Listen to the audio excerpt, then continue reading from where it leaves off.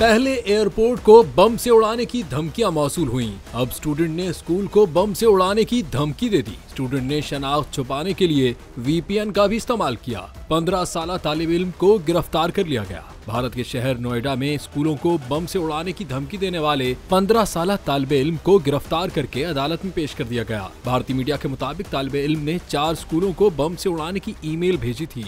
भारतीय तालिब इल्म ने अपनी लोकेशन छुपाने के लिए VPN का इस्तेमाल किया। भारतीय मीडिया के मुताबिक तालिब इल्म ने स्कूल न जाने के लिए बम थ्रेट की ईमेल्स की थीं। 15 साल के तालिब इल्म को अदालत में पेश किया गया है।